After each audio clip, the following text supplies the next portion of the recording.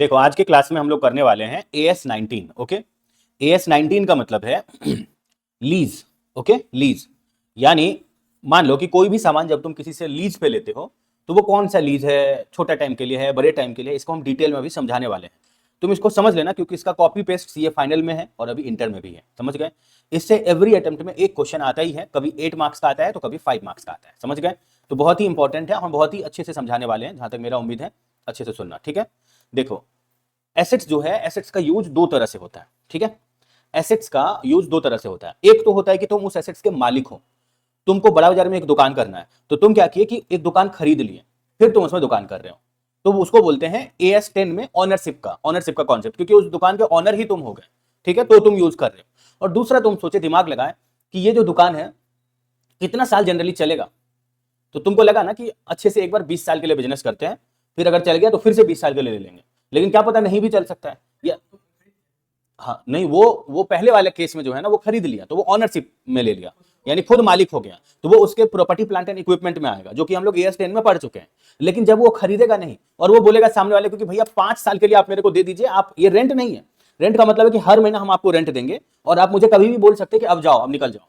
लेकिन लीज में क्या होता है कि एक टर्म होता है जो स्टार्टिंग में बताना पड़ेगा, जितने टर्म के लिए आप मुझे निकाल नहीं सकते हैं, और हाँ कॉन्ट्रैक्ट बन जाता है, और उसमें 1 साल का पैसा एक ही बार दिया जाता है, हर साल। मान लो 10 साल के लिए तुम बड़ा बाजार में एक दुकान ले लिए लीज पे, तो 10 साल तक तुमको निकाल नहीं सकता है, तुमको हर साल के स्टार्टिंग में जो उसका एक रेंट फिक्स हो गया होगा वो पूरे साल का एक बार ही देना पड़ेगा, तो 10 बार देना पड़ेगा, हर साल के स्टार्टिंग में, ठीक है। तो इसको बोलते हैं लीज, जिसमें मुझे पता नहीं है कि इस एसेट्स का मुझे लॉन्ग टर्म बेनिफिट चाहिए कि नहीं चाहिए, तो हम खरीदे क्यों, वहां पैसा क्यों ब्लॉक करें।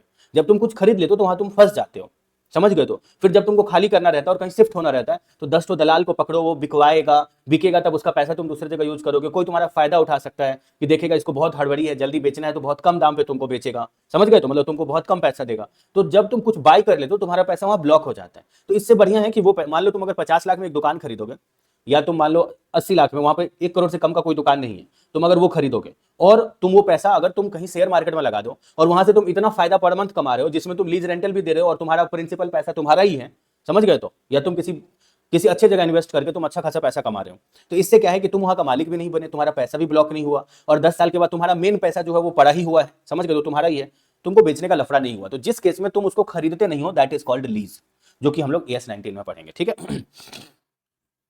चलो आगे बढ़ते हैं, आगे बढ़ते हैं। और उसके बाद है lease means arrangement between two parties where one party obtain right to use assets against consideration और सीरीज ऑफ कंसिडरेशन, ठीक है। ये वेयर है, ओके, वेयर है। तो मतलब लीज का मतलब होता है कि जब एक पार्टी के पास, मान लो बड़ा बाजार में पूनम का एक दुकान है और तुम लीज पर लिए, तो तुमको जब ये लीज पे दे दी तो तुम्हारे पास वो राइट आ गया, राइट का मतलब होता है अधिकार, टू यूज दैट एसेट्स, तुम्हारे पास वो अधिकार आ गया कि तुम उस दुकान का यूज कर सकते हो, ठीक है। Against a consideration, against a consideration का मतलब है कि तुमको कुछ देना पड़ेगा बदले में पूनम को पर मंथ, ठीक है, पर एनम तुमको देना पड़ेगा, या सीरीज ऑफ कंसिडरेशन, या तुम बोल दिए कि हम तुमको 4 बार में पैसा देंगे, 5 बार में, तो ये सीरीज ऑफ कंसिडरेशन है, ठीक है।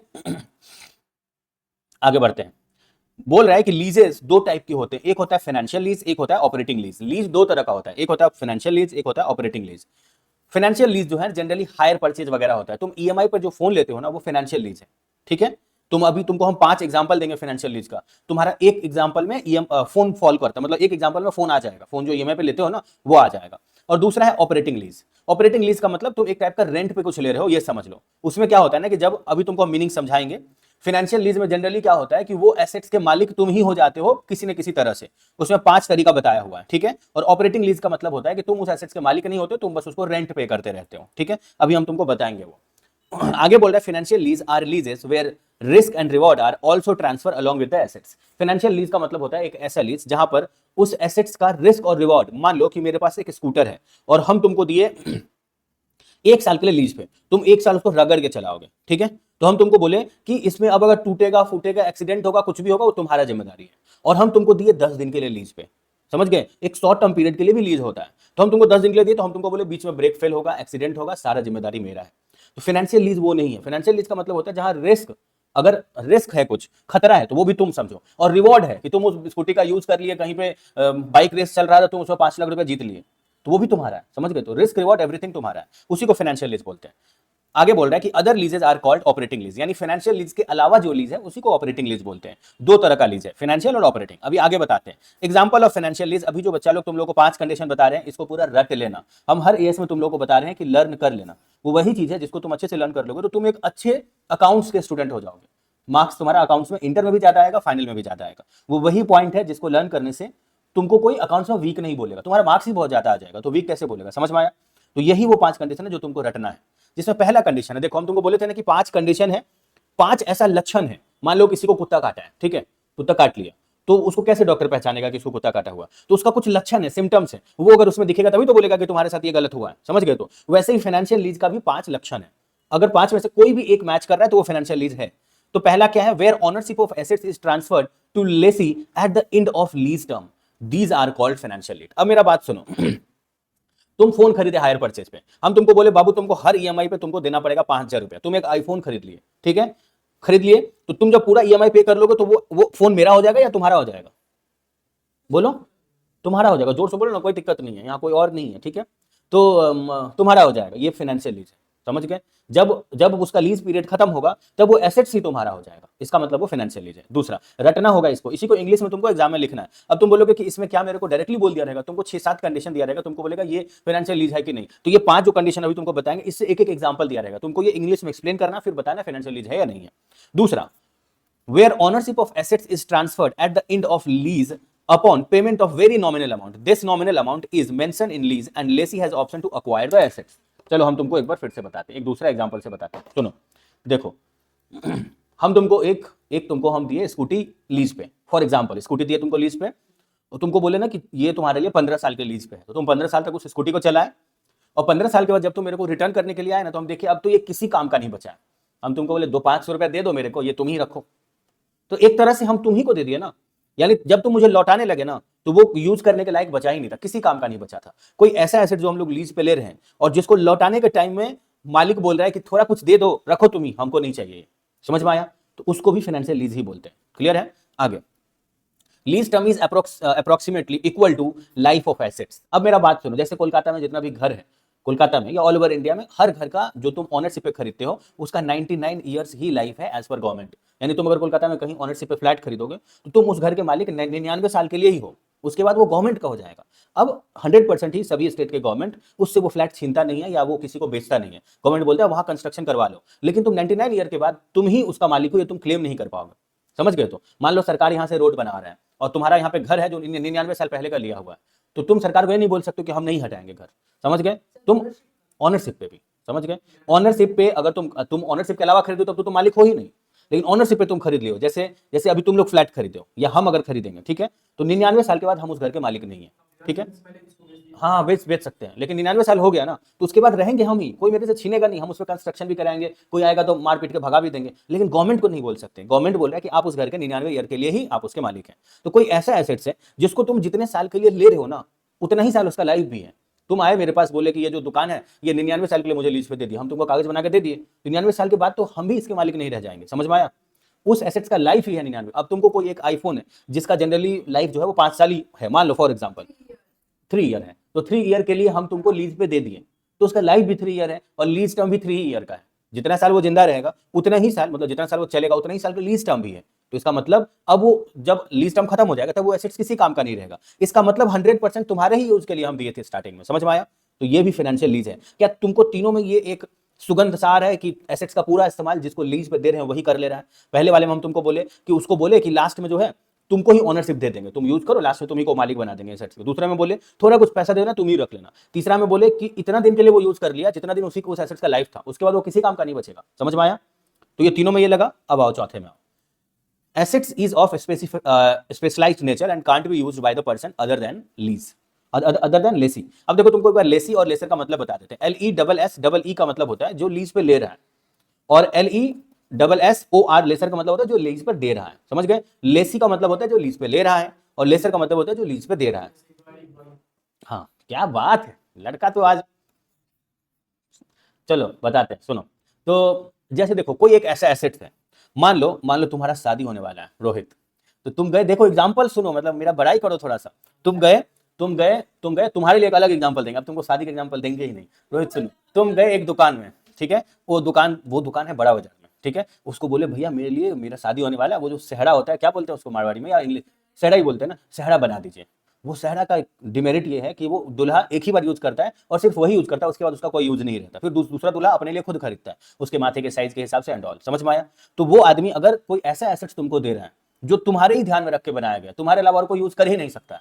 मान लो ये गई और ये बोली भैया एक एम्बुलेंस बनाइए, मेरा एक हॉस्पिटल है, ठीक है, तो तुम्हारा उस एम्बुलेंस, तुम बोली कि देखिए मेरे हॉस्पिटल के एम्बुलेंस का खास बात ये है कि उसका पीछे में जो है एक अलग सा डिजाइन ये बना के दे दी कि ऐसे दीवार चिपका रहता है, गणेश जी रहते हैं, यहाँ कृष्ण भगवान रहते हैं, वो पूरा पीला कलर से लिखा रहता है, यहाँ नंबर रहता है, यहाँ लाइट रहता है, सब कुछ ही अपने हिसाब से बताती है। तो वो उसका गाड़ी, जैसे डीपीएस का गाड़ी निकलता है तो तुम देख के ही बता दो ना ये डीपीएस का गाड़ी है, दिल्ली पब्लिक स्कूल का गाड़ी है, देख के ही बता देते हो ना, क्योंकि वो अपने हिसाब से स्पेशलाइज्ड नेचर का बनाया है। स्पेशलाइज्ड नेचर का मतलब होता है तुम अपने हिसाब से, तुम ही को ध्यान में रख करके वो चीज बनाया गया। स्पेशलाइज्ड वर्ड या कस्टमाइज्ड वर्ड का मतलब होता है कि तुमको ही ध्यान में रख करके वो सामान बनाया गया जैसे जैसे तुम बोले हो। तो तुमको नहीं लगता है कि तुम अगर उसको रिटर्न कर दोगे तो वो कोई यूज ही नहीं कर पाएगा, यानी वो एसेट्स 100% तुम्हारे ही लिए हो गया, उसको भी फाइनेंशियल एसेट्स बोलेंगे। यानी अभी तक जो 4 कंडीशन बोले वो चारों ही कंडीशन में एसेट्स का पूरा ऑनरशिप तुम ही ले रहे हो। समझ में आया? समझ में आया? क्लियर है? कोई और ऐसा दिमाग में सामान आ रहा होगा जो जो सिर्फ किसी एक आदमी के ही यूज के लिए बनाया हुआ है, ठीक है, तो तुम अपने दिमाग में इमेजिन करके सोच सकते हो, ठीक है, कोई वही वो चीज यूज कर सकता है, उसके अलावा और कोई यूज नहीं कर पाएगा। तो हो गया ना, फिर तो वो उस एसेट का पूरा इस्तेमाल वही कर ले रहा है, उसके छोड़ देने के बाद और कोई कर ही नहीं पाएगा। समझ में आया? यही है, एम्बुलेंस वगैरह इसमें फिट आता है। चलो आगे बढ़ते हैं। Present value of lease rental is approximately equal to their fair value of assets. देखो लास्ट कंडीशन है, इसको भी रट लो। मान लो हम ये जो पेन है, ये जो मार्कर है, मान लो हम तुमको लीज पे दे रहे हैं, ठीक है, तो इसको अगर मार्केट में बेचने के लिए जाएंगे तो मेरे को 10,000 रुपया मिलेगा फॉर एग्जाम्पल, ठीक है, फॉर एग्जाम्पल इसका फेयर वैल्यू ऑफ एसेट्स जो है, जो मुझे मार्केट में मिलेगा उसी को बोलते हैं फेयर वैल्यू ऑफ एसेट्स। मेरे को 10,000 रुपया मिलेगा और हम तुमको लीज पे दिए 10 साल के लिए, तो हम तुमसे 10 साल में जितना रेंट कमाए ना, मान लो 10% का पीवी फैक्टर है, मार्केट में इन्फ्लेशन 10% का है, तो 10% का पीवी फैक्टर निकालोगे ना, कभी निकालो पीवी फैक्टर 1/1.10 इक्वल ऐसे करके 10 बार निकालोगे, यानी 10 साल में तुम मेरे को जितना लीज रेंटल पे किए, प्रेजेंट वैल्यू उसका जो है, यानी तुम 10 लाख नहीं पे किए मेरे को, 1-1 लाख, मान लो तुम मेरे को 1-1 लाख रुपया तुम पे कर रहे हो और इसको मार्केट में हम 10 लाख में बेच सकते हैं, तो तुम मुझे जितना रेंट पे किए ना, उतना रेंट का टोटल प्रेजेंट वैल्यू का आज के डेट में इसका फेयर वैल्यू के आसपास है, मैच कर रहा है। समझ गए? 100-200 रुपए का ही डिफरेंस है, 100-200 रुपए का ही डिफरेंस है, ऑलमोस्ट आसपास ही है। तो भी हम ये बोलेंगे कि हम तुमको ये एसेट्स दिए और तुमसे हम उतना कमा ही लिए जितना हम इसको आज के डेट में हम बेच सकते थे। इसका मतलब ये एसेट्स का पूरा इस्तेमाल तुम कर लिए, भले ही लास्ट में तुम मुझे रिटर्न कर दोगे, 10 साल के बाद तुम मुझे रिटर्न कर दिए, ठीक है, लेकिन आज के डेट में अगर हम इसको बेचते तो हम 10 लाख रुपए कमाते और 10 साल में हम रेंट भी तुमसे 10 लाख रुपए कमा ही लिए हैं। इसका मतलब जितना इसका फेयर वैल्यू आज के डेट में था, तुमसे जो कमाया उसका भी प्रेजेंट वैल्यू उतना ही है, लीज रेंटल का प्रेजेंट वैल्यू और इसका फेयर वैल्यू ऑफ टुडे, ये दोनों ही इक्वल है अप्रोक्सीमेटली, 100-200 का फर्क आएगा, इसलिए अप्रोक्सीमेटली वर्ड यूज है। तो हम ये बोलेंगे कि ये फाइनेंशियल लीज है, यानी तुम इस एसेट्स का एक तरह से इस्तेमाल कर लिए, कोई दिक्कत नहीं है। पांचों कंडीशन यूज हो गया, बोलो पांचों कंडीशन एक बार बोल देते हैं, हम बोल देते हैं, ठीक है। पहला कंडीशन कि तुम एट द एंड ऑफ में तुम ही मालिक बन गए। दूसरा कंडीशन तुमको बोले थोड़ा नॉमिनल पे कर देना, लास्ट में कुछ अमाउंट थोड़ा सा दे देना, तुम ही रख लेना। तीसरा कंडीशन कि हम तुमको जितने साल के लिए दिए उसका लाइफ भी ऑलमोस्ट उतने ही साल है। चौथा कंडीशन तुम्हारे लिए दूल्हे का सेहरा बना रहे हैं, ठीक है, स्पेशलाइज्ड नेचर का है, तुम्हारे ही कस्टमाइज नेचर का है, तुमको ही ध्यान में रख के बनाए हैं, अब तो कोई और नहीं पहन पाएगा। और पांचवा कंडीशन कि तुमसे जितना रेंट ले रहे हैं आज की डेट में बेच भी हम इसको इतने में ही सकते हैं, इसको इंग्लिश में लिखना है, समझ गए? बस हो गया। तो यही फाइनेंशियल लीज का 5 लक्षण है। अगर तुमको उस क्वेश्चन में ये पांचों में से कोई एक लक्षण नहीं दिखेगा तो बोल देना वो ऑपरेटिंग लीज है, समझ गए? चलो अब बोल रहा है फाइनेंशियल लीज का अकाउंटिंग कैसे करेंगे। तो पहले हम लोग implicit rate of return, calculation of implicit plus rate of return, ये हम तुमको किसी सम्स के थ्रू बताएंगे। यहाँ पर आईआरआर है, sometimes question does not provide date about IRR which should, ये हम तुमको एक बार एक सम्स के थ्रू बताएंगे जिसमें आईआरआर आएगा और फाइनेंशियल लीज का अनअर्न इनकम बोल रहा होगा, तो हम वहां पे तुमको बता देंगे, ठीक है। इसको नोट कर लेना, नोट लेकिन कर लेना कॉपी में, ठीक है बाबू। How to calculate lease rental. अब मुझे बताओ, तुम खुद ही बताओ, लीज रेंटल हम लोग कैसे कैलकुलेट करेंगे? लीज रेंटल हम लोग कैसे कैलकुलेट करेंगे?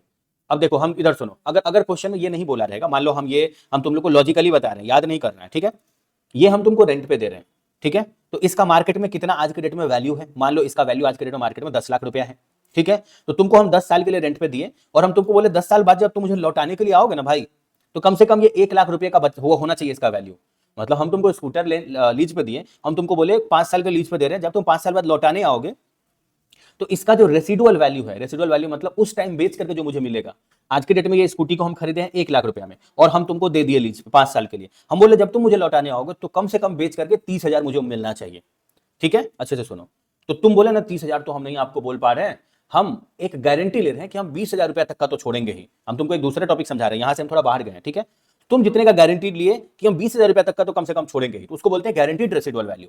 और जो हम तुमसे मांगे 30,000 रुपया तक का, उसको बोलते हैं एस्टिमेटेड रेसिडुअल वैल्यू या अनगारंटीड रेसिडुअल वैल्यू। 10,000 है यहाँ पे, समझ गए। 30 और 20 का difference, unguaranteed residual value 20,000 guaranteed residual value, और एस्टिमेटेड जो है इस दोनों का टोटल होता है, जो 30 हम तुमको बोले थे। समझ में आ रहा है। तो क्वेश्चन में यहां पर नॉर्मली हम तुमको बोले हैं कि वो जो रेसिडुअल वैल्यू हम तुमको बोले कि लास्ट में देखो ये 10 लाख रुपए का है, एग्जांपल से समझो, ठीक है।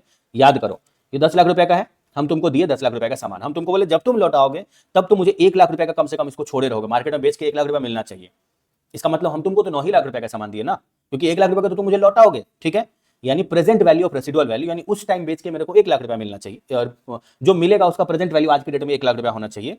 तो हम तुमको 9 लाख रुपए का सामान दिए। हम तुमको कितने का सामान दिए, यानी हम तुमको 10 लाख का पहले सामान दिए, उसमें से घटा दो वो अमाउंट जो हम तुमसे रिटर्न ले लेंगे लास्ट में, तो जो बच गया यही तो तुमको दिए। तो वो कितने साल के लिए दिए, उसका पी फैक्टर से डिवाइड कर दो, जो अमाउंट आएगा इतना ही रेंट हम तुमसे चार्ज करेंगे। हम तुमको, तुम मेरे एसेट्स का इस्तेमाल 9 लाख का किए, 9 लाख का किए, 9 लाख का किए ना, यानी हम 10 लाख का सामान दिए, तुम 1 लाख रुपए रिटर्न कर दिए, तो तुम इस्तेमाल कितना का किए, 9 लाख का किए। तो हम बोलेंगे कि 9 साल का पीवी फैक्टर का टोटल कितना है। तुम एक बार के लिए समझ लो ना कि 9 year, 9 lakh divide by 9 lakh divide by, हम तुमको 10 साल के लिए दिए ना, 9 लाख डिवाइड बाय 10 यानी 90,000 तुमसे हम पर ईयर रेंट लेंगे, तो मेरा लॉस नहीं होगा। समझ में आया। वैसे 10 ईयर से डिवाइड नहीं होता, 10 ईयर के पीवी फैक्टर से डिवाइड होता है, जो हम तुमको सम्स के साथ बताएंगे। समझ में आ रहा है, कोई दिक्कत नहीं है। लीज रेंटल निकालने का सिंपल तरीका समझ गए, आगे बढ़ते हैं। How to calculate unearned finance income. Unearn finance income का मतलब होता है जो ग्रॉस इन्वेस्टमेंट है उसमें से नेट इन्वेस्टमेंट को माइनस कर देते हैं। और यहां पर ग्रॉस इन्वेस्टमेंट के लिए बोल रहा है कि भैया जो आपका लीज रेंटल है और जो रेसिडुअल वैल्यू इफ एनी है, इस दोनों को जोड़ दीजिए, जो आएगा उसी को ग्रॉस इन्वेस्टमेंट बोलते हैं। और नेट इन्वेस्टमेंट का मतलब होता है कि present value of gross investment that is fair value of assets, यानी तुम उस एसेट से, मान लो हम तुमको एक अनअर्न फाइनेंस इनकम बोल देते हैं। अनअर्न का मतलब होता है जो तुम कमा ही नहीं पाए, ठीक है। तो हम तुमको बोले कि तुमको हम ये पेन दे रहे हैं लीज पे 10 लाख रुपया के लिए, तो हम 10 लाख रुपया तो तुमसे रेंट कमाएंगे, और लास्ट में तुम इसको 1 लाख का छोड़ के दोगे मेरे को, 1 लाख रुपया का बचना चाहिए तब दे दोगे, तो 11 लाख रुपया हम तुमसे एक्सपेक्ट किए कमाने का, तो तुमसे हम जितना एक्चुअली में ही कमा पाए, ठीक है। यहां पे बोला present value of gross investment that is fair value of assets, ठीक है। जो तुमसे हम एक्चुअली में ही कमा पाए वो माइनस करके जो बचेगा वही है अनअर्न फाइनेंस इनकम, यानी वो हम अर्न नहीं कर पाए। समझ में आया, क्लियर है, बस यही बात है। यानी हम तुमसे अगर 11 लाख रुपए एक्सपेक्ट करते हैं तो 10 साल के बाद वो 11 लाख का ही नहीं बचेगा, उससे बहुत कम हो जाएगा। तो हम तुमको 11 लाख का सामान दिए, मतलब 10 लाख रुपए का सामान दिए, 1 लाख रुपए का तुम मुझे रिटर्न करोगे, तो टोटल 11 लाख रुपया हुआ। तो हम देखेंगे कि वो 11 लाख रुपए का प्रेजेंट में कितना वैल्यू है, तो 11 लाख रुपए का प्रेजेंट में बहुत कम वैल्यू होगा। आज से 10 साल के बाद 1 लाख रुपया का वैल्यू मुश्किल से 50,000 बचेगा, समझ गया, 60,000 बचेगा, समझ गया, इतना महंगाई बढ़ गया रहेगा। तो तुमसे जो हम 11 लाख रुपया सोचे कमाने का, वो मेरा ग्रॉस इन्वेस्टमेंट है, और तुम जो मेरे को सच में 11 लाख रुपया दोगे उसका प्रेजेंट में कितना वैल्यू है, कितना पैसा फॉल हो गया रहेगा वैल्यू, वो गिरा हुआ वैल्यू है जो हम कमा ही नहीं पाए, अनअर्न्ड है मेरे लिए। समझ गए, ओके, चलो आगे बढ़ते हैं। आगे यहां पर बोल रहा है कि जर्नल एंट्री है, ये एग्जाम में वैसे आता नहीं है, जस्ट तुम लोग एक बार रीड कर लेना कि एसेट्स खरीदेंगे तो assets account debit to lease liability create होगा। फिर उसके बाद अगर लेसर का अकाउंट करेंगे तो लेसर बोलेगा मेरे पास पैसा आया टू बैलेंस बीडी, मतलब टू बैंक अकाउंट, और एसेट्स गया बाई एसेट्स अकाउंट। लास्ट में कोई इंटरेस्ट है तो उसको क्रेडिट साइड में दिखाएगा और लास्ट में उसको सीडी दिखाएगा। और एसेट्स डिप्रिसिएट होगा तो लेसर दिखाएगा कि एसेट्स क्रेडिट हुआ और डिप्रिसिएशन डेबिट हुआ। वैसे ही जो लेसर जो है वो प्रिपेयर करेगा लीज रिसीवेबल अकाउंट का, जिसमें वो बोलेगा कि एसेट्स के नाम पे और इंटरेस्ट के नाम पर ये डेबिट होगा क्योंकि ये उसके लिए रिसीवेबल है, ये एसेट्स है, और क्रेडिट साइड में जितना उसको पैसा मिल गया रहेगा उसको वो बाई बैंक बोलेगा। ये जस्ट एक इंफॉर्मेशन के लिए है, ऐसे ही समझ लो। आगे बोल रहा है कि lessee should record lease liability at a lower of following fair value और present value of lease rental plus guaranteed residual value. इस दोनों में जो लोअर रहेगा वो उसी पर रिकॉर्ड करेगा, जो तुमको किसी सम्स के थ्रू बताएंगे। यहां पर बस रीड कर लेना कि लेसी के लिए लीज लायबिलिटी वही होता है जो फेयर वैल्यू है और जो lease rental plus guaranteed residual value है विच एवर इज लोअर पर ही रिकॉर्ड करता है। चलो हम तुमको यही बता देते हैं, तुमको एक एग्जांपल से बताते हैं, ठीक है। सुनो, एग्जांपल ही मेन है, समझ गए। मान लो कि हम ये जो पेन है ना, इसका मार्केट में 200 रुपये ही दाम है, 200 रुपये ही दाम है, लेकिन हम तुम मान लो मेरी सिस्टर हो, ठीक है, हम तुमको ये 10 लाख रुपया दे दिए, ठीक है, 10 लाख रुपया दे दिए, तो हम एक्सपेंस का डिडक्शन 10 लाख रुपया का ले लेंगे, 10 लाख का ले लेंगे। तुमसे पैसा हम कमा लिए, लेकिन हम तुमको दिए तो 200 रुपया पे है, हम बुक में लिख दिए 10 लाख पे दिए। समझ में आया। तो गवर्नमेंट बोला कि आप आपस में कोई चिटिंग कर सकते हैं, जिसको लीज पे दिए उसके साथ कोई आपका रिलेशन है, जिसके वजह से आप उसको देंगे उतना पैसा नहीं, बोल देंगे इतना ज्यादा पे दिए, ठीक है, तो आप उतना ज्यादा एक्सपेंस का डिडक्शन ले लेंगे, मेरे को बुड़बक बना सकते हैं, आप बेवकूफ बना देंगे आप मुझे, ठीक है, क्योंकि तुम किसी चीज को किसी को फ्री में देकर के बहुत हाई रेट पर दिए हो ये भी दिखा सकते हो, या 10 रुपए का सामान तुम उसको 10,000 में दिए हो ये भी बोल सकते हो कि यही लीज का रेट है यहाँ पर। तो गवर्नमेंट बोला कि जो इस सामान का मार्केट में रेट है अभी 10 रुपया और जितने में आप उसको दिए हैं, ठीक है, प्लस जो रेसिडुअल वैल्यू वगैरह जोड़ करके, इस दोनों में जो लोअर है ना, हम उसी को लीज लायबिलिटी मानते हैं आपके लिए। आप कोई चालाकी नहीं कर पाएंगे। समझ में आया? लॉजिक समझ में आ गया? इस दोनों का लोअर क्यों? आगे बढ़ते हैं। आगे बोल रहा है कि lease is not concern about unguaranteed residual value. UGRV का मतलब है अनगारंटीड रेसिडुअल वैल्यू, यानी लीज को उससे मतलब ही नहीं है जो अनगारंटीड है। हम तुमको जब स्कूटी दिए और हम तुमको बोले कि 5 साल के बाद मुझे तुम 30,000 रुपए का रिटर्न करना, और तुम 20,000 रुपए के लिए ही एक्सेप्ट किए, तुम बोले कि नहीं नहीं 30,000 रुपए का हम रिटर्न नहीं कर पाएंगे, हम 20,000 रुपए का रिटर्न करेंगे, तो 10,000 रुपया जो यहाँ पर अनगारंटीड है उससे मेरे को कोई मतलब नहीं है लीज में। ठीक है, आगे बढ़ते हैं। और ये जर्नल एंट्री है लेसी के केस में कि जब वो रेंट पे लेगा सामान तो उसको डेबिट करेगा टू बैंक करेगा। ओके, उसके बाद उसके लिए लीज रेंट पे करेगा तो वो पीएल में एक्सपेंस दिखाएगा, टू लीज रेंट करेगा। लेसर बोलेगा कि मेरे को पैसा आया और हम लीज पे रेंट में सामान दिए, ये ऑपरेटिंग लीज का एंट्री है। ठीक है, ये सब क्वेश्चन में आता नहीं है, जस्ट हम इंफॉर्मेशन के लिए बताया हुआ। लास्ट में वो पीएल में अपने इनकम ऑफ रेंट को ट्रांसफर करेगा। अब सबसे लास्ट वाला जो है ये वेरी इंपॉर्टेंट है, इस पर तुमको सम्स हम करवाएंगे, एक होमवर्क देंगे, तो ये बहुत ही ज्यादा इंपॉर्टेंट है। एग्जाम में इस पे इंस्टीट्यूट क्वेश्चन बहुत ही पूछना पसंद करता है। तो बोल रहा है, अच्छे से सुनो, बोल रहा है कि वेन एवर एनी लीज, अच्छे से सुनो, मान लो मेरी तरफ देखो, मान लो कि मेरे पास ये पेन है, हम इससे तुम लोगों को पढ़ाते हैं, ठीक है, इस पे हम लिख लिख के पढ़ाते हैं, लेकिन मुझे अचानक पैसा का जरूरत पड़ गया। ठीक है, तो हम तुमको बोले कि पूनम तुम एक काम करो, तुम ये चीज मेरे से लीज पे ले लो, बदले मुझे पैसा दे दो, और तुम मेरा बात मान लिए, तुम मुझे पैसा दे दीजिए, ये लीज पे ले लिए। ठीक है, और फिर हम तुमको बोले कि सुनो ना, तुम मेरे से ये लीज पे ले रही हो ना, हम तुमको बहुत कम लीज पे दे रहे हैं। ठीक है, कम कम अमाउंट पे दे रहे हैं। मान लो इसका मार्केट में रेट होना चाहिए था 50,000 रुपया पर मंथ फॉर एग्जाम्पल, हम तुमको बहुत कम लीज पर ये वाला दे दिए, और फिर हम तुमको बोले सुनो ना, इसका मुझे ही जरूरत है, तुम फिर से रिटर्न बैक लीज बैक कर दो, तो मुझे ही लीज पे दे दो। यानी हम तुमको लीज पे दिए और तुम रिटर्न में मेरे को ही लीज पे दे दो, और जब तुम मुझे लीज पे दोगी तो हम तुमको पे करेंगे, तो हम भी तुमको कम ही अमाउंट पे कर देंगे, क्योंकि हम तुमको कम पे लीज में दिए हैं, तो तुम भी मेरे से कम ही लीज लेना। समझ में आया?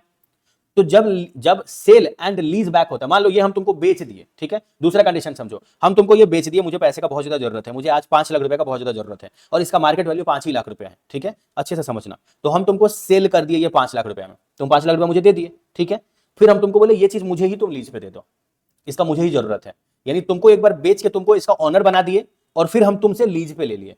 अगर ऐसा केस होता है तो इसमें कोई घपलेबाजी भी हो सकता है, क्योंकि मेरे को बहुत ज्यादा जरूरत है, तभी हम सेल एंड लीज बैक करेंगे।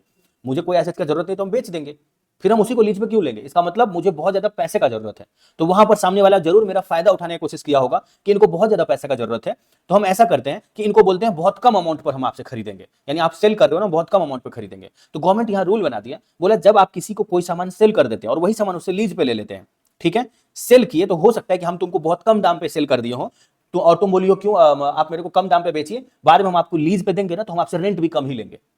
तुमको बस इसका मालिक बनना था। कोई एक ऐसा ब्यूटी पार्लर है जिसका तुमको मालिक बनना है, बस तुम्हारा यही ख्वाब है, और जिसका वो है उसको वो बेचना है, उसको पैसे का जरूरत है, लेकिन फिर उसी को वो चलाना भी है। तुमको चलाना वालाना आता नहीं है। ठीक है, मान लो तुम सीए हो, तुम ब्यूटी पार्लर में क्या करने चाहोगे? तुमको बस उसका मालिक बनना है। समझ गए? तो तुम उसका मालिक भी बन गए, उससे कम दाम पे खरीद भी लिए, और वो आदमी ही ब्यूटी पार्लर का काम करने में एक्सपर्ट है, तुमको ऑडिट करना है, उसको ब्यूटी पार्लर का काम करना है, तो तुमको बस उसका मालिक बनना है, उसको वही काम करना है, लेकिन पैसे की जरूरत है, तो वो तुमको बेचा, तुम उसका मालिक बन गए, तुम्हारा काम हो गया सस्ते में, और फिर तुम उसी को लीज पर दे दिए कम रेंट पर। तो गवर्नमेंट बोला कि ऐसे में घपला हो सकता है, तो गवर्नमेंट इसमें हायर लोअर ये अमाउंट सब फिक्स कर दिया। ठीक है, तो बोल रहा है कि whenever any lease is sold and then taken back on a operating lease, then operating lease पर हम उसी से ले लिए बेच करके। ठीक है, then journal entry for sale should be defer gain which is sale price minus fair value. ठीक है, सेल प्राइस और फेयर वैल्यू का जो डिफरेंस होगा, सेल प्राइस अगर हायर होगा और फेयर वैल्यू लोअर होगा, मेरा ये 8 नंबर जो पॉइंट है इसको रट लेना घर पे बैठ के। ठीक है, तो तुम समझ जाओगे कि तुमको वर्ड क्या यूज करना है। समझ गए? जब तुम आंसर अभी एक्सप्लेन करोगे ना, तो तुमको लॉस वर्ड कहां यूज करना है, ट्रांसफर टू पीएल, और डेफर गेन या लॉस ये वर्ड कहां, डेफर वर्ड कहां यूज करना है, लॉस वर्ड कहां यूज करना है, ये 8 नंबर पॉइंट लर्न करने के बाद ही समझ में आएगा। और तुम अगर लर्न नहीं करना चाहते हो तो अभी तुम मेरे को अच्छे से सुन लो। जब सेल प्राइस हायर रहेगा, फेयर वैल्यू कम रहेगा, ठीक है, तो जितना अमाउंट आएगा, समझ गए, उस अमाउंट को एक बार लिख लेना, उसको तुम डेफर गेन बोल सकते हो। खेला खत्म? तुम बोलोगे ये अब ये गेन को हम डेफर कर देंगे। तुमको एक एग्जांपल से समझाते हैं। ये जो है ना, मार्केट में जो इसका दाम है उसको फेयर वैल्यू बोलते हैं बाबू, और जितने पे हम इसको बेचे वो सेल प्राइस है। ये मार्केट में दाम है इसका 10 रुपया, और तुमको हम 100 रुपया में सेल कर दिए। तुमको नहीं लगता है कि 90 रुपीज, अच्छे से सुनो, मतलब तुमको याद नहीं करना पड़ेगा, तुमको नहीं लगता कि 90 रुपीज जो हम तुमसे ज्यादा लिए हैं, वो फ्यूचर में हम भी तुमको किसी ना किसी वजह से 90 रुपीज ज्यादा पे करेंगे। हम तुमको ये लीज पे दिए, ठीक है, अच्छे से सुनो, हम इसके मालिक हैं। एग्जाम्पल से समझो, बहुत ज्यादा जरूरी है, एग्जाम्पल में ढुक के एकदम पूरा एक्सप्लेन समझ लेना। मुझे पैसा 100 रुपए का ही जरूरत है, मेरे पास ये 10 ही रुपए का सामान है, ठीक है, तो हम तुमको ये बोले सुनो ना पूनम, तुम इसको 100 रुपया में ले लो ना, तुम बोली 100 रुपया में क्यों ले, इसका तो दाम मार्केट में 10 ही रुपया है। तो हम तुमको बोले तुम अभी 90 रुपीज मुझे ज्यादा दे दो, बाद में जब तुमको हम लीज रेंट पे करेंगे कमा कमा करके हर महीना, तो हम तुमको लीज रेंट ज्यादा दे देंगे। तुमको नहीं लग रहा है कि यहाँ पर गेन जो है वो डेफर हो रहा है? हम 90 रुपीज का गेन कमाए हैं, लेकिन ये गेन मेरा फ्यूचर में जाके धीरे धीरे धीरे धीरे करके एडजस्ट हो जाएगा, हमको भी तो ज्यादा पे करना पड़ेगा उसको। समझ में आया? तो cell price minus fair value का मतलब होता है सेल प्राइस ज्यादा है, 100 में बेच रहे हैं, और फेयर वैल्यू जो जितना मार्केट में इसका दाम है वो 10 ही रुपया है। तो जब cell price minus fair value लिखा रहेगा, इसका मतलब सेल प्राइस ज्यादा है, तो जो आंसर आएगा उसको डेफर करना पड़ेगा, क्योंकि डेफर का मतलब होता है बाबू देखो, लॉस का मतलब होता है तुम्हारा आज की डेट में लॉस हो गया, हम इसको बेचे 10 का सामान 100 में, या इसका दिमाग नहीं लगाई खरीद ली, तो और हम इससे लीज पे भी नहीं लिए, तो इसके लिए 90 का लॉस हुआ, मेरे लिए 90 का गेन हुआ। लेकिन जब हम वही सामान इससे ले रहे हैं लीज पे, तो सरकार का तब जो है कान खड़ा हो जाएगा, सरकार बोले ओ यानी तुम अभी उसको बेच रहे हो, उसी से वो सामान तुम ही ले रहे हो, इसका मतलब जरूर तुम उसको लीज रेंट ज्यादा पे करोगे। समझ में आया? तो उस केस में वर्ड लॉस या गेन नहीं यूज करना, उस केस में वर्ड यूज करना है डेफर वर्ड। डेफर वर्ड पे ही मार्क्स मिलेगा, समझ गए? अब उल्टा समझो, डेफर गेन हुआ, जब डेफर लॉस होगा, जब डेफर लॉस होगा, अच्छे से सुनो, ठीक है, डेफर लॉस होगा तो क्या होगा, इसका मार्केट में दाम है 10 रुपया, ठीक है, और हम तुमको सेल कर दिए 1 रुपया में, तभी तो हम बोलेंगे fair value minus selling price. Fair value को पहले लिखे हैं, एफवी को पहले लिखे हैं, इसका मतलब है कि फेयर वैल्यू हायर है, और सेलिंग प्राइस को बाद में लिखे, इसका मतलब सेलिंग प्राइस लोअर है। तो जब हम तुमको 10 का सामान 1 पे ही बेचे हैं, तो हम अपना 9 का लॉस किए हैं ना। 10 का सामान मान लो हम तुमको 10 का सामान हम तुमको 2 रुपए में बेच दिए, तो मेरा 8 का लॉस हुआ है ना, और फिर वही सामान हम तुमसे लीज पे ले लिए, तो सरकार बोलेगा कि जरूर ये अभी अपना 8 का लॉस कर रहा है, 10 रुपए का सामान इसको 2 ही रुपए में दे दे रहा है, 8 रुपए का रवि अपना लॉस कर रहा है, तो जरूर फ्यूचर में जो ये है पूनम है, इससे लीज रेंट कम लेगी। समझ में आया? समझ में आया? तो यानी जो मेरा अभी 8 रुपए का लॉस है, वो फ्यूचर में मेरा कोई गेन होगा तुमको लीज रेंट कम पे करके, जिसके साथ ये लॉस एडजस्ट हो जाएगा, वहां वर्ड यूज होगा डेफर लॉस। समझ गए? समझ गए? कुछ दिक्कत है? आज नहीं उल्टी हो रहा है ना? ठीक है, चलो, यही मेन वर्ड है जो सीए में जितने लोग पढ़ते हैं, जो लोग एएस 19 करते हैं, उसमें तुम कह सकते हो कि 80% लोगों को ये नहीं समझ में आता है। समझ गए? और वो वर्ड लॉस यूज कर लेते हैं, जिसकी वजह से उनको 0 मिलता है। समझ गए? 80% हम लोग को कम बोले हैं। समझ गए? 80% तुमको हम बहुत कम बोले हैं। कुछ ही लोग ऐसे हैं जो इसका एग्जैक्ट वर्ड पकड़ लेते हैं कि यही वर्ड यूज होगा यहाँ पर, क्योंकि इंस्टीट्यूट यही वर्ड यूज करता है और वो इसी वर्ड का मार्क्स देता है। समझ में आया? डेफर का मतलब होता है जो तुम फ्यूचर में फेंक देते हो उस चीज को, कि फ्यूचर में देख लेंगे, इसका मतलब डेफर। समझ गए? चलो आगे बढ़ते हैं। अब देखो, हाँ क्यों, बोलो बोलो जल्दी बोलो, हाँ बोलो। हाँ हाँ, एसेट्स दैट यूज, हाँ हाँ, एसेट्स दैट यूज, एसेट्स का जिसका यूज जो है बाय ऑनरशिप है या बाय लीज है। समझ गए? और कुछ? ठीक है, चलो आगे बढ़ते हैं, मेरा खत्म होने वाला 8 नंबर पॉइंट आगे है। बोले ट्रांसफर गेन और loss to PL account, PL profit and loss account for any balancing figure. अब मेरा बात सुनो बच्चा लोग, लास्ट में एक वर्ड बोला है कि ये sale minus variable fair value और fair value minus selling price करने के बाद भी अगर कुछ बैलेंसिंग फिगर में बचते रहेगा, तो ही वो गेन या लॉस वर्ड वहां पे यूज होगा और वो पीएल में ट्रांसफर होगा। समझ गए? अगर कोई बैलेंसिंग फिगर बच रहा है इस एंट्री के बाद, बैलेंसिंग फिगर जो हम एक सम्स के थ्रू करवाएंगे आप लोगों को, रट लेना, तभी गेन या लॉस वर्ड यूज होगा। अगर हटाक से गेन या लॉस वर्ड तुम यूज किए गए तो मार्क्स नहीं मिलेगा। समझ गए?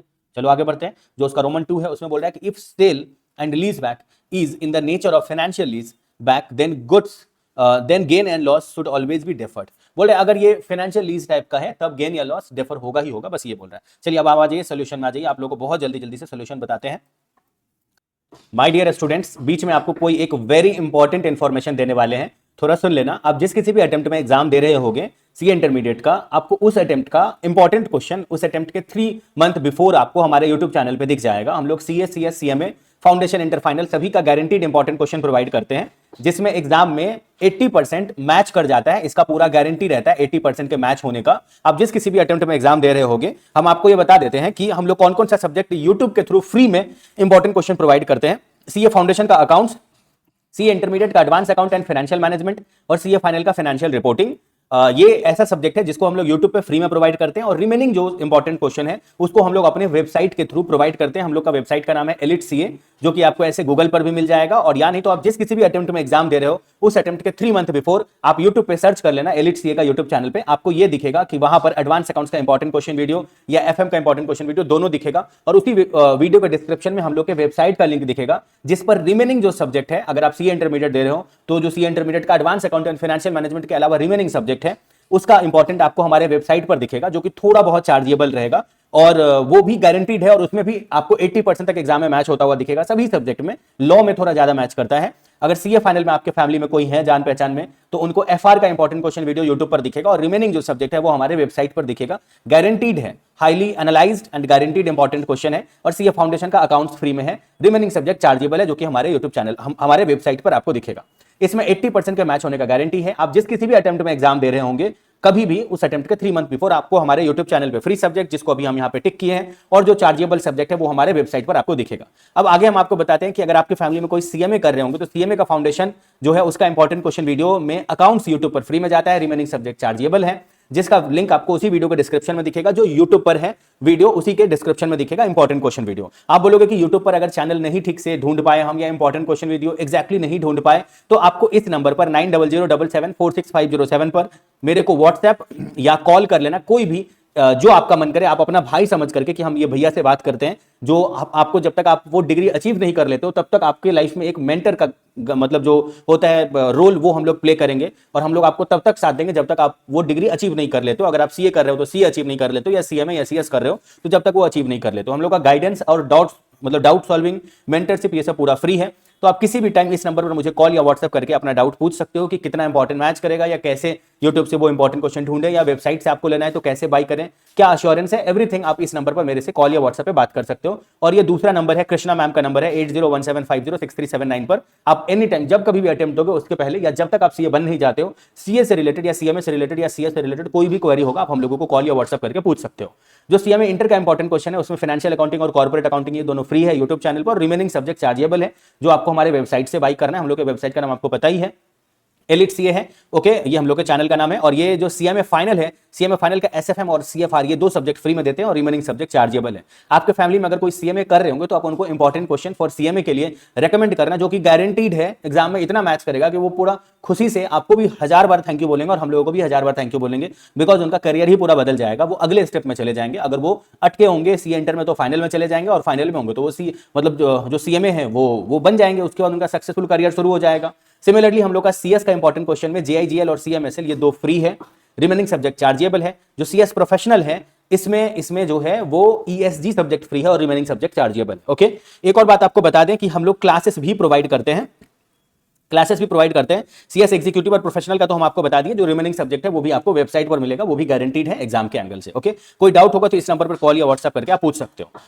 जो क्लासेस के बारे में आपको बता रहे थे, हम लोग CA, CS, CMA, foundation, inter, final सभी का क्लासेस प्रोवाइड करते हैं।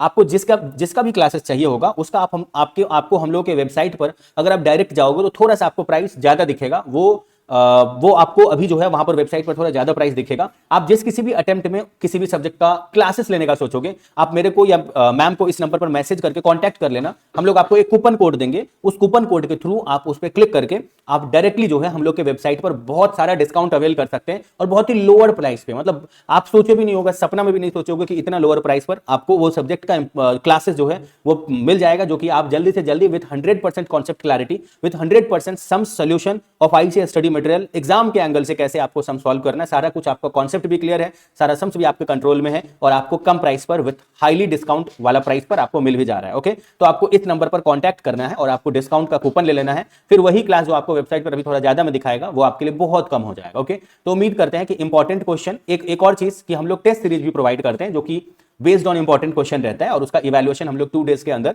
2 to 3 डेज के अंदर करके देते हैं, विद प्रॉपर रिमार्क, और कॉल पे गाइड करते हैं 24/7 कि कहां पे आपको अपने आप को इंप्रूव करना चाहिए। ठीक है, तो उम्मीद करते हैं कि important question, test series plus जो क्लासेस है, इस 3 चीज में किसी भी चीज के लिए अगर आपको होगा मतलब नीड होगा, और आप चाहते हो कि आपको एकदम एग्जैक्टली वही मिले जो इंस्टीट्यूट के एग्जाम को निकालने में सबसे बड़ा एक जो है वो रोल प्ले करें, एग्जैक्टली वही, आपको ज्यादा इधर उधर लेफ्ट राइट का बोल करके या ज्यादा आपको गुमराह ना करें, एग्जैक्टली वही करवाएं जिससे आप जल्दी से जल्दी इस जर्नी को कंप्लीट करो। तो आप इस तीनों के लिए हम लोगों को कॉन्टैक्ट करोगे, और हम लोग आपका पूरा साथ निभाएंगे। चलिए चलो फिर हम आपको अब आगे का जो क्लास ये है ना वीडियो है, वो आपको करवाते हैं। ओके, रुको बच्चों, पार्टी लोग।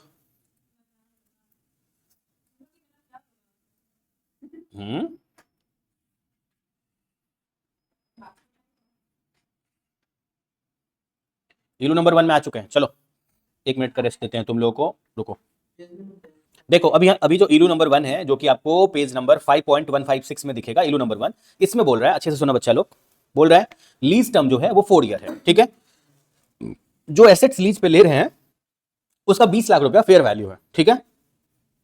लीज रेंटल 6,25,000 पर ईयर के एंड में दे रहे हैं, ठीक है। गारंटीड रेसिडुअल वैल्यू जो है, जिसपे गारंटी है कि वो उतने का सामान लौटा ही देगा, वो 1,25,000 है। और एक्सपेक्टेड रेसिडुअल वैल्यू 3,75,000 है। बोलो 3,75,000 अपने कोई काम का है, हाँ या ना? नहीं है, क्योंकि सामने वाला तो गारंटी 1,25,000 के लिए ले रहा है। मतलब बोल रहा है कि S square private limited has taken a machinery on finance lease. सबसे पहला लाइन खुद ही बोल दिया फाइनेंस लीज, वो ऑपरेटिंग लीज ने खुद ही वर्ड यूज कर दिया फाइनेंस लीज। तो मेरा मेहनत बचा दिया, वो पांचों कंडीशन सेटिस्फाई होगा, नहीं देखना पड़ेगा। फिर वो बोल रहा है कि हम एक एसेट्स दिए, मतलब S square private limited has taken, यानी वो जो प्राइवेट लिमिटेड है एस स्क्वायर, वो एक लीज पे एसेट्स लिया, जिस एसेट्स का मार्केट में 20 लाख रुपया दाम था, और वो 4 साल के लिए लीज पे लिया। और वो बोला 6,25,000 पर एनम रेंट देना पड़ रहा है मेरे को, और हम जब रिटर्न करेंगे आपको वो मशीनरी, तब वो मशीनरी मार्केट में बिकेगा 1,25,000 का ही, हम इतना का गारंटी लेते हैं। लेकिन कंपनी बोल रहा नहीं नहीं 3,75,000 तक मुझे मिले तुम्हारे देने के बाद भी, इतना का छोड़ना, वो मैटर नहीं करता। समझ गए? मार्केट में जो इंटरेस्ट का रेट चल रहा है, मतलब मार्केट में जो इन्फ्लेशन रेट चल रहा है, इंप्लिसिट इंटरेस्ट रेट, वो 15% है, ठीक है। तुमको बोल रहा है कि ये पीवी फैक्टर का प्राइस है, यानी 15% का, यानी 1 डिवाइड बाय 1.15 करोगे और इक्वल करते जाओगे, तो पहली बार इक्वल करोगे तो आएगा 0.8696, 0.7561 उसके बाद आएगा, और फिर उसके बाद का दो अमाउंट है, दो बार और इक्वल दबाने के बाद तुमको बोल रहा है कि calculate the value of these lease liability. तुम बताओ कि यहां पर वैल्यू ऑफ लीज लायबिलिटी कितना है, और डिस्क्लोज करो impact of these on balance sheet and PL account. चलो आगे आ जाओ। स्टार्टिंग का नहीं समझाते हैं, तुम खुद ही समझ लो कि 6,25,000 करके 3 साल देगा, और चौथे साल में 6,25,000 तो देगा ही देगा, और 1,25,000 का उसको रेसिडुअल वैल्यू भी रिटर्न करना पड़ेगा। तो फोर्थ ईयर में 7,50,000 का सामान रिटर्न करेगा, और 15% का पीवी फैक्टर का क्वेश्चन में लास्ट में वैल्यू दिया हुआ है सभी साल का, उसको लिख दो और दोनों को मल्टीप्लाई करके सबसे लास्ट वाले कॉलम में लिख दो, ठीक है, और उसका टोटल कर दो। तुम बोलो ना कि भैया जो ये अमाउंट आया ना, ये अमाउंट और जितने में आप लिए थे, हम तो पढ़े हैं पीछे, वजह लोअर रिकॉर्ड होगा, समझ में आया? तो हम लीज लायबिलिटी आपका 18,55,850 मानेंगे, भले ही आप 20 लाख का एसेट्स ले रहे हैं, लेकिन आप उसको पे कर रहे हैं 18,55,850, तो हम वही मानेंगे। समझ में आ गया? कोई दिक्कत नहीं है, आगे बढ़ते हैं। और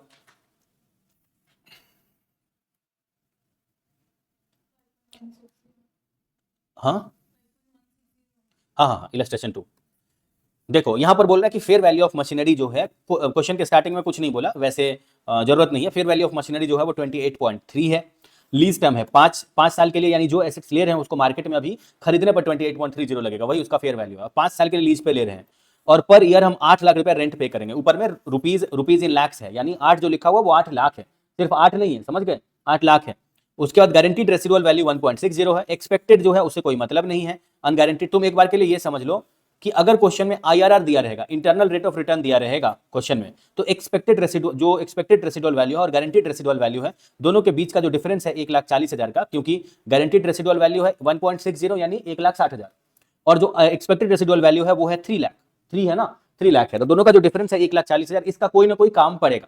अभी देखते हैं कहां काम पड़ेगा। अगर क्वेश्चन में इंप्लिसिट रेट ऑफ रिटर्न ना देकर के इंटरनल रेट ऑफ रिटर्न दिया रहेगा, यानी ये आईआरआर है, 15% है, तुमको बोल रहा है ना, मुझे बताइए ना अनअर्न फाइनेंस इनकम कितना होगा। अनअर्न फाइनेंस इनकम का मतलब हम तुमको बता ही दिए थे कि जितना लीज रेंटल तुम पे कर रहे हो, कितने साल के लिए पे कर रहे हैं, 8 लाख इंटू 5 साल, तो 40 लाख रेंट पे कर रहे हैं ना, और प्लस गारंटीड रेसिडुअल वैल्यू कितना है बाबू लोग, 1.6 लाख। तो 40 और 1.6 कितना हो जाएगा, मुझे बताओ? 41.6 हो गया। लेकिन अगर इसी को बच्चा लोग हम प्रेजेंट वैल्यू में निकालें, तो हम बोलेंगे हम 8 कमाते हैं, पहला साल, दूसरा साल, तीसरा साल, चौथा साल, ये चारों साल 8 करके रेंट पे किए हैं, और पांचवें साल 8 प्लस गारंटीड रेसिडुअल वैल्यू 1.6 यानी 9.6 पे किए हैं, और उसका पीवी फैक्टर 15% वाला सभी साल लिख दो, वो 0.8696 लिखो, दूसरे साल 0.7561 लिखो, तीसरे साल 0.6575 लिख दो, चौथे साल 0.5718 लिख दो, और पांचवें साल में जो है 0.4972 लिख दो, और दोनों को मल्टीप्लाई करके जो यहां पर टोटल आएगा, ठीक है, मल्टीप्लाई करके जो टोटल आएगा उसका कंपैरिजन कर लो 41.60 के साथ जो स्टार्टिंग में निकाले थे। दोनों का जो डिफरेंस है यही है अनअर्न्ड फाइनेंस इनकम।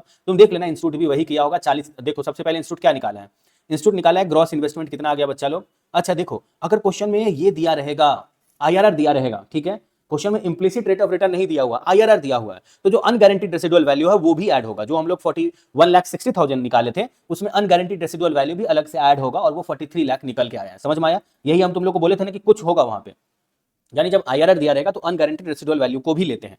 तो अब तुम एक बार के लिए आ जाओ, तो ये देखते हैं ना, तुम ये समझ लो ना कि हम लोग जो फॉर्मूला में सोचे थे कि गारंटीड रेसिडुअल वैल्यू, वो हम लोग पूरा ही रेसिडुअल वैल्यू लेंगे एक्सपेक्टेड फिगर वाला, अगर क्वेश्चन में आईआरआर दिया रहेगा तो। आईआरआर का मतलब होता है एक ऐसा पॉइंट जहां कॉस्ट और इनकम दोनों सेम है, समझ गए? तो वहां हम लोग अपना इनकम पूरा ले लेते हैं, यानी अगर हम किसी को लीज पे दे रहे हैं और हम लेसर हैं तो हम पूरा ही लेकर के बोलेंगे, समझ गए?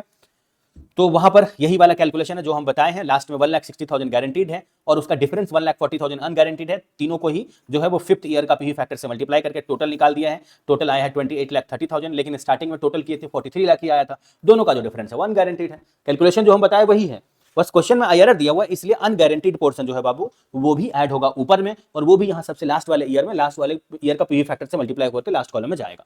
समझ में आया तुमको पूनम? आ रहा है समझ में या कुछ दिक्कत है बाबू? आ रहा है ना? सिर्फ तुमको एक लाइन लिख लेना बच्चा लोग कि ऐसे फॉर्मूला है, गारंटीड रेसिडुअल वैल्यू ही ऐड होता है। लेकिन अगर क्वेश्चन में आईआरआर दिया हुआ है, आईआरआर का रेट दिया हुआ है, तो हम लोग अनगारंटीड रेसिडुअल वैल्यू भी लेंगे। बस ऐसे समझ लो, अनअर्न फाइनेंस इनकम निकालने के टाइम में। ठीक है, एक लाइन तुमको हिंदी में लिख लेना था जो हम अभी बोले हैं कि अनअर्न फाइनेंस इनकम निकालने के टाइम में क्वेश्चन में अगर आईआरआर दिया रहेगा तो हम लोग अनगारंटीड रेसिडुअल वैल्यू को भी कंसीडर करेंगे, स्टार्टिंग में ग्रॉस इन्वेस्टमेंट निकालने के टाइम में भी, और उसके बाद वाला प्रेजेंट वैल्यू के भी लास्ट ईयर में उसको कंसीडर करके लास्ट ईयर के पी फैक्टर से मल्टीप्लाई करके टोटल में शो करेंगे, और दोनों का डिफरेंस हो जाएगा अनअर्न फाइनेंस इनकम। अब आप आ जाइए, नेक्स्ट वाला जो इलस्ट्रेशन है कहाँ है भाई? हाँ, आ चुका है। अब देखो बहुत मजेदार क्वेश्चन आ चुका है, बोलो बच्चा लोग, बहुत मजेदार क्वेश्चन है। ठीक है, वही सेल एंड लीज बैक का क्वेश्चन है। बोल रहे ए लिमिटेड को बहुत ज्यादा पैसा का जरूरत है, तो उसने मशीन बेच दिया। जिस मशीन का दाम था, जिस मशीन को वो अपने बुक में लिखा था 40 लाख का ही, उसका WDV 40 ही लाख का है। अच्छे से सुनो, तुम्हारे पास एक मशीन पड़ा हुआ है, हम तुमको बोले ये कब खरीदे? तुम बोले बहुत साल पहले खरीदे हैं इस मशीन को हम। तो हम बोले जब खरीदे थे तब कितना पड़ा था? तुम बोले वो छोड़िए ना, आज के डेट में इसका 40 लाख रुपया वैल्यू बचा हुआ है डिप्रिसिएट होने के बाद। तो ए लिमिटेड, हम बोले तुम बेच कितना रहे हो बी लिमिटेड को? तो उसने बोला हम 50 लाख में बेच रहे हैं बी लिमिटेड को। तो यहां पर तो इसका 10 लाख का प्रॉफिट है ना बाबू, समझ गए? तो यहां पर रोमन ए में भी, ए नंबर में भी बोल रहा है कि हम 50 लाख में ही बेच रहे हैं और फेयर वैल्यू भी उसका 50 लाख ही है। ठीक है, तो हम यहां पर क्या बोलेंगे वो मुझे बताओ। यहां पर cell price minus fair value बोल करके कुछ आया? जीरो आया ना। सेल प्राइस भी 50 लाख है और फेयर वैल्यू भी 50 लाख है, जीरो आया। कुछ डेफर होगा? नहीं होगा। अब मुझे बताओ जो उसका कैरिंग वैल्यू, तुमको 3 वैल्यू लिखना है बच्चा पार्टी लोग। कैरिंग वैल्यू बताओ। कैरिंग वैल्यू का मतलब होता है WDV। कैरिंग वैल्यू का मतलब होता है जिस दाम पे उसको बुक में दिखाए हैं उसको बोलते हैं कैरिंग वैल्यू। उसके साथ कंपैरिजन हम लोग बाद में करते हैं। पहले हम लोग देखते हैं सेल वैल्यू और फेयर वैल्यू के बीच में कोई डिफरेंस है क्या, डेफर गेन या डेफर लॉस है क्या? तो यहां पर नहीं है, उसका तो सेल वैल्यू और फेयर वैल्यू दोनों बराबर है, तो डेफर तो कुछ नहीं होगा। तुम बोलोगे तब भैया कैरिंग वैल्यू और सेल वैल्यू का कंपैरिजन हम लोग सेकंड में करते हैं। तो कैरिंग वैल्यू 40 और तुम बेच रहे हो 50 में, 10 लाख का तुम्हारा फायदा है, उसको प्रॉफिट बोल के पीएल में ट्रांसफर कर दो। तुम इंस्टीट्यूट का आंसर पढ़ लो, हम जो बोल रहे हैं वही लिखा होगा, हम नहीं पढ़ रहे बिकॉज मुझे बहुत आता है।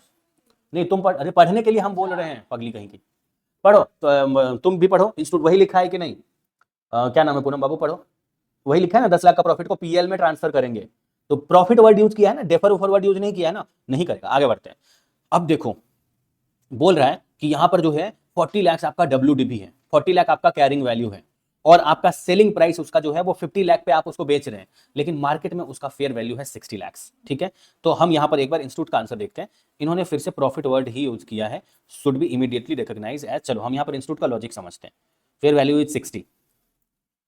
अच्छा देखो मेरे तरफ देखो, देखो इसका सेलिंग प्राइस जो है वो है 50 और फेयर वैल्यू है 60।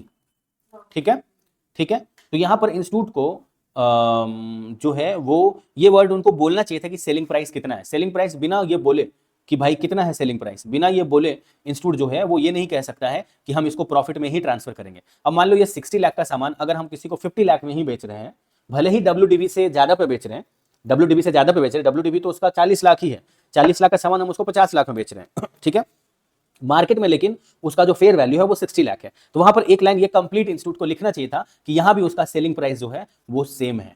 तो अगर सेलिंग प्राइस भी सेम है, 60 लाख पे बेच रहे हैं और फेयर वैल्यू भी 60 लाख है, तो डेफर कुछ नहीं होगा, यहां पर डेफर नील होगा। समझ गए? और यहां पर गेन मेरा कितना है, अब हम कंपैरिजन कर लेंगे कैरिंग वैल्यू और सेलिंग प्राइस के साथ। तो 10 लाख यहां भी मेरा क्या हो जाएगा, 10 लाख यहां भी मेरा पीएल में ट्रांसफर हो जाएगा, प्रॉफिट उसको हम कह सकते हैं।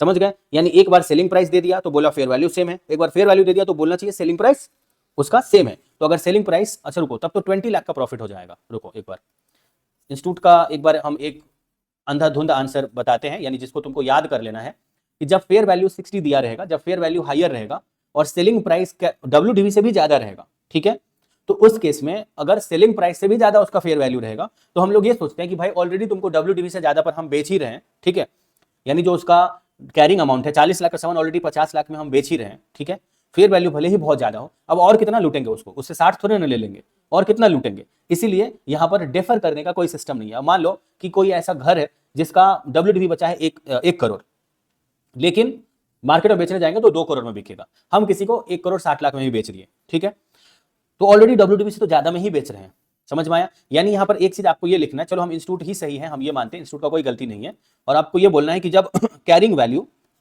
यानी WDV जो रहेगा, WDV को ही कैरिंग वैल्यू बोलते हैं, इससे हाइयर है सेलिंग प्राइस और उससे भी हाइयर है फेयर वैल्यू। ठीक है, हाइयर का साइन दे देना, लिख लेना या अपने दिमाग में बिठा के रखना कि अगर उससे भी ज्यादा है फेयर वैल्यू तो हम जो सेलिंग प्राइस है और उसका WDV, इस दोनों का डिफरेंस को हम लोग प्रॉफिट मान लेते हैं और कुछ डेफर वेफर नहीं करते हैं, क्योंकि ऑलरेडी हम उससे WDV से ज्यादा चार्ज कर ही रहे हैं, अब उससे भी ज्यादा फेयर वैल्यू पर कैसे पहुंच जाए, ना इंसाफी हो जाएगा इसीलिए। अब आया है मेन आंसर सी नंबर से। चलो सी नंबर से तुम लोग को थोड़ा सा बहुत अच्छा चीज बताते हैं। चलो सी नंबर में बोल रहा है कि फेयर वैल्यू जो है वो उसका 45 लाख है। अच्छे से सुनना, इसका कैरिंग वैल्यू जो है वो 40 है, ये कहीं लिख लेना। फेयर वैल्यू जो है उसका 45 है और बेच दे रहे हैं इसको 38 पर। ठीक है, तुम मुझे बताओ कि फेयर वैल्यू इसका 45 है और तुम इसको बेच दे रहे हो 38 पर ही, तो यहां पर तुम उसको बेनिफिट कितने का दे रहे हो वो बताओ। बेनिफिट तुम इसको 7 का दे रहे हो। ठीक है, तो यहां पर इंस्टीट्यूट के हिसाब से ये है कि आप बेच रहे हैं इसको 38 पर, तो यहां पर आपका लॉस तो बस 2 ही का है, जिसको आप लॉस बोल देंगे। ठीक है, compensated in future. Bold when fair value of lease machinery is 45 lakh and sale price is 38 lakh, then the loss of 2 lakh इतना to be immediately recognized in the books of provided loss is not compensated by future lease payment, otherwise defer or amortize the loss। अच्छा देखो, यहां पर institute जो है ना वो विश्वास कर लिया है उस पर कि अगर किसी सामान का दाम है 40 रुपया, उसको मार्केट में 45 में बेचा जा सकता है और आप उसको 38 पर ही बेच दिए हैं, तो 40 और 38 का जो डिफरेंस है ये तो आपका 2 का लॉस है। और आप ये मान लीजिए कि वो बेचारा फ्यूचर में कोई डेफर नहीं कर रहा है, वो बेचारा फ्यूचर, मान लो कि हम तुमको 40 का सामान 45 में बिक सकता था, लेकिन हम तुमको 38 में बेच दिए, कम में बेच दिए, और फिर तुमसे लीज पे ले लिए, तो तुम भी मेरे से रेंट कम ले रहे हो। तो सरकार बोल रहा है कि चलो मान लेते हैं कि वो तुमसे रेंट कम नहीं ले रही होगी, तुम वो भी अपना बेनिफिट नहीं सोचेगी, अभी 2 का जो तुम लॉस की हो उसके चक्कर में, तो वो भी तुम्हारे लिए रेंट लेने के चक्कर में लॉस नहीं करेगी, जबकि ये एजम्पशन पूरा सही नहीं है, इंस्टीट्यूट मान रहा है। ठीक है, जैसे वैसे डी और ई और एफ में वो डेफर करेगा कुछ ना कुछ, मगर इंस्टीट्यूट बोल रहा है कि यहां पर कि अगर कैरिंग वैल्यू के एकदम नियरेस्ट के आसपास में आप बेचते हैं तो थोड़ा सा जो कम है वो आपका लॉस है, और आप ये मान लीजिए कि वो फ्यूचर में कुछ डेफर नहीं करेगा। लेकिन अगर यहां पर टू बी ऑनेस्ट ये देखा जाए तो तुम बोलते कि फेयर वैल्यू और सेलिंग प्राइस का जो डिफरेंस है हम इतना से डेफर करेंगे, क्योंकि कहीं ना कहीं हम पूनम को जो वो सामान बेचे हैं वो 7 लाख कम पे बेचे हैं, तो हम फ्यूचर में इससे लीज रेंट भी 7 लाख रुपीज हम इसको अभी हम तुमको कम पे बेचे, मेरा लॉस किए, तो तुमको भी हम लीज रेंट कम देंगे 7 लाख रुपए फ्यूचर में, क्योंकि अभी हम तुमको कम पे बेचे हैं। समझ गए? ये होगा ही होगा। तो तुम इस पे एक नोट दे देना कि हम ये मानते हैं कि फ्यूचर में तुम कुछ नहीं लोगे मेरे से, एक्स्ट्रा नहीं लोगे। लेकिन अब देखो, अब आया है बड़ा बड़ा अमाउंट का डिफरेंस जब हम लोग को डेफर करना पड़ेगा। ठीक है, यहां जो है ना अगला वाला केस है, इसको पढ़ते हैं। इस केस में बोल रहा है भैया, थोड़ा साफ कर दिए, देखो बोल रहा है कि जो मेरा फेयर वैल्यू है, मतलब मेरा कैरिंग वैल्यू है 40, मेरा फेयर वैल्यू है 40 और हम बेच रहे हैं किसी को 50 पे। यहां तो तुम सीधा निकाल सकते हो ना, फेयर वैल्यू और सेलिंग प्राइस में सेलिंग प्राइस हायर है, तो यहां पर 10 का जो मेरा गेन है ना, इसको मुझे डेफर करना पड़ेगा। वो क्या वर्ड यूज किया बोलो? ठीक है, चलो आगे बढ़ते हैं। तो तुम लोग पढ़ लेना। अब ये वाला पढ़ते हैं। मान लो फेयर वैल्यू तुम्हारा है 46 का, अब ये वाला दूसरा बताते हैं। ठीक है, और तुम बेचे हो 50 पर। ठीक है, तो इस केस में भी तो डेफर होगा ना, इंस्टीट्यूट क्या किया है, डेफर किया है। हाँ, तो 4 ही लाख तो डेफर होगा ना बाबू। देखो 46 और 50 के बीच का डिफरेंस डेफर होगा और 6 तक ये गेन कमा लिया। समझ गए? क्योंकि ये बेच रहा है, इस दोनों का डिफरेंस देखो, फेयर वैल्यू और सेलिंग प्राइस का डिफरेंस 4 जो है वो डेफर होगा और 40 और 46 का डिफरेंस जो है वो प्रॉफिट है। समझ गए बच्चा लोग? कोई दिक्कत नहीं है, आगे बढ़ते हैं। अब देखो फेयर वैल्यू अगर इसका है 35 ही, लेकिन तुम उसको 39 पर बेच दियो, तो यहां पर थोड़ा सा अलग चीज आएगा। ठीक है, कैसे आएगा कि तुम बोलोगे कि कैरिंग वैल्यू है 40 और तुम उसको बेच रहे हो 39 पर, तो एक का तुम्हारा लॉस है जो तुमको पीएल में दिखाना पड़ेगा, पीएल में दिखाना पड़ेगा। ठीक है, अब तुम बोलोगे लेकिन उसका फेयर वैल्यू उससे भी कम था, तो जो 4 का फेयर वैल्यू है उसको तुमको डेफर करना पड़ेगा। समझ में आया? मेरे हिसाब से यही होना चाहिए। देखो बताते हैं, रुको। यहां पर इन्होंने क्या बोला है, इन्होंने बोला है कि 5 का यहां पर लॉस है, यानी इसको बेचा है कितने में, 39 में बेचा है और फेयर वैल्यू 35 है। अच्छा, रुको, और 40 का इसका ये है, तो फेयर वैल्यू और कैरिंग वैल्यू का डिफरेंस कितने का है, फेयर वैल्यू और कैरिंग वैल्यू का डिफरेंस कितने का है। जब हम लोग लॉस रिकॉर्ड करते हैं तो सबसे पहले ये देखते हैं कि हम बेचे भले ही कितना में भी हैं, लेकिन इस सामान का दाम गिर कैसे गया इतना ज्यादा। समझ में आया? इस सामान का दाम इतना गिर कैसे गया। मान लो कि कोई एसेट्स मेरे सामने 1 लाख का है और उसका रिवैल्यूएशन करने गए तो वो 85,000 का बचा हुआ है, तो 50,000 उसका फेयर वैल्यू, तो सबसे पहले तो हम 50,000 रुपए एज ए लॉस दिखाएंगे और फिर हम बोलेंगे कि अब ये 35 का ही बचा हुआ है। तब 35 के सामान को 39 पर आप कर रहे हैं, बेच रहे हैं, तो आपका 4 का जो है उसको आपको डेफर करना है। यानी इसी 2 केस में 2 अमाउंट है। यानी सबसे पहले जो 40 का सामान का फेयर वैल्यू 35 हो गया, तो यहाँ पर 5 को आपको लॉस रिकॉर्ड करना है क्योंकि इसका वैल्यू गिर कैसे गया। और अब लॉस रिकॉर्ड कर देने के बाद अब ये 40 का सामान नहीं रहा, अब ये 35 का सामान हो गया, तब उसको 39 में आप कैसे बेच रहे हैं। इसका मतलब यहाँ पर जो 4 है ये आपको डेफर करना पड़ेगा कि आप फ्यूचर में उसको एडजस्ट करेंगे। ये आपका एक टाइप का डेफर गेन हुआ। समझ में आया? अब तुम कुछ बोल रहे थे बीच में? हाँ, 6 नंबर कैसे आया? 6 लाख कैसे आया? 40 और 46 का डिफरेंस, 40 और 46 का डिफरेंस। ठीक है, चलो अब आगे बढ़ते हैं और एक बार के लिए लेके चलते हैं आप लोगों को scenario based question, question number 10। एक बार हम जल्दी जल्दी करवाते हैं। देखो बोल रहा है लीज लेसी, तुमको बोलना है ऑपरेटिंग लीज है या फाइनेंशियल लीज है। Lessee has option to purchase assets at a lower than fair value at the end of lease price. Lessee के पास ये ऑप्शन है कि वो लास्ट में वो सामान खुद ही खरीद लेगा। बोलो बच्चा, फाइनेंशियल लीज है या ऑपरेटिंग लीज है? बोलो ना। हाँ, 5 कंडीशन में कंडीशन इस बार। Very good. Economic life of assets is 7 year, lease term is 6 year, but assets is not acquired at the end of lease term. देखो मेरा बात सुनो, 7 साल का एसेट्स है और तुम उसको 6 साल यूज कर ही ले रहे हो, तुमको नहीं लगा कि ऑलमोस्ट उसके आसपास कर ही लिए यूज? ठीक है। हाँ, उसके बाद इकोनॉमिक लाइफ जो है उसका 6 साल है, लीज टर्म है 2 साल, but assets is of special nature. बोल रहा है कि 6 साल वो एसेट्स चल सकता है लेकिन तुम 2 ही साल का ले रहे हो, तो ये तो उस कंडीशन तो फाइनेंशियल लीज नहीं है, लेकिन वो एसेट्स बनाया गया है तुम्हारे लिए ही सिर्फ। मान लो हम एक एम्बुलेंस बनाए, तुम्हारा एक हॉस्पिटल है, तो वो एम्बुलेंस 6 साल तक चलेगा, तुम 2 ही साल के लिए लिए एम्बुलेंस, लेकिन वो एम्बुलेंस तुम्हारे लिए ही तो बनाए थे और कोई लेगा ही नहीं उसके बाद, फाइनेंशियल लीज होगा। Very good. आगे, present value of minimum lease payment और फेयर वैल्यू ऑफ एसेट्स दोनों बराबर हो गया है। बताओ, जितना तुमसे रेंट लिए उतना ही उस एसेट्स का फेयर वैल्यू भी है, फाइनेंशियल लीज, सब फाइनेंशियल लीज है। क्या बात है, ये 11 नंबर जैसा क्वेश्चन हम करवा चुके हैं बच्चा पार्टी लोग। एक बार आप घर पे ट्राई करिएगा मेरे ख्याल से, और दिक्कत होगा तो मुझे बताइएगा। ठीक है। 12 नंबर गारंटीड रेसिडुअल वैल्यू के ऊपर में है और इसमें बोल रहा है value of machinery considered by lessee. एक बार ट्राई करना घर पे और फाइनेंस लीज करना है। इसके जैसा क्वेश्चन ऊपर में बताए हुए हैं, सिंपल कैलकुलेशन है, ये घर पे करना। ठीक है। अब इसके बाद जो ये है, ये भी इसमें IRR दिया हुआ है। 13 नंबर क्वेश्चन में IRR वाला क्वेश्चन करवाए हुए हैं। बस एक चीज ध्यान देना कि अनगारंटीड रेसिडुअल वैल्यू भी कंसीडर होगा, ये तुमको ध्यान में रखना है। ठीक है। अब आगे बढ़ते हैं और क्या है, कुछ है क्या?